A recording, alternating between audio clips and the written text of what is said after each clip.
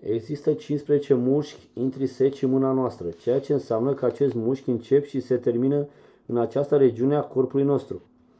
În loc să aruncăm o privire la toate aceste nume individual, ceea ce vom face este să le considerăm ca făcând parte dintre 4 grupuri diferite. Primul grup este cunoscut sub numele de mușchi tiner. Acești 3 mușchi vor afecta mișcările degetului mare. Și pe măsură ce vă uitați la numele acestor mușchi, acestea vă vor spune o descriere mai precisă a acțiunii.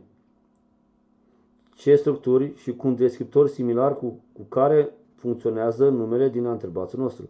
Deci aici avem abductor pollicis brevis, care ne spune că acest mușchi mai scurt abduce degetul mare.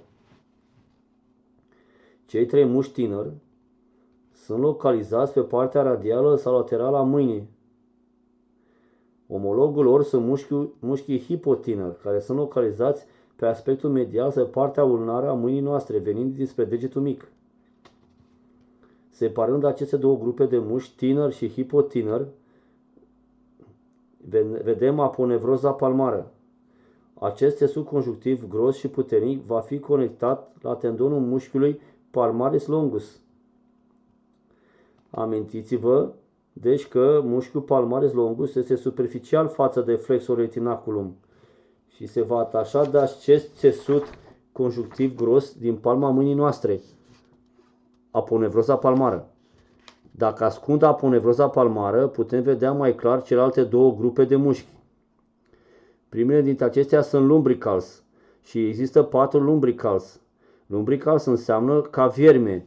Acești mușchi mici se vor atașa de partea radială a tendoanelor mușchilor flexor digitorum profundus, astfel încât lumbricals vor provoca acțiune la nivelul articulației metacarpofalangiene, precum și articulației interfalangiene.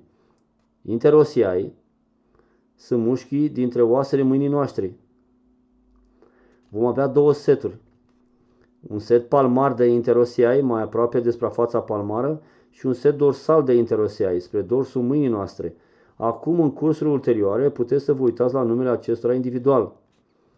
Dar deocamdată grupați-le în aceste 4 categorii: mușchi tiner, mușchi hipotiner, lumbricals și interosiai.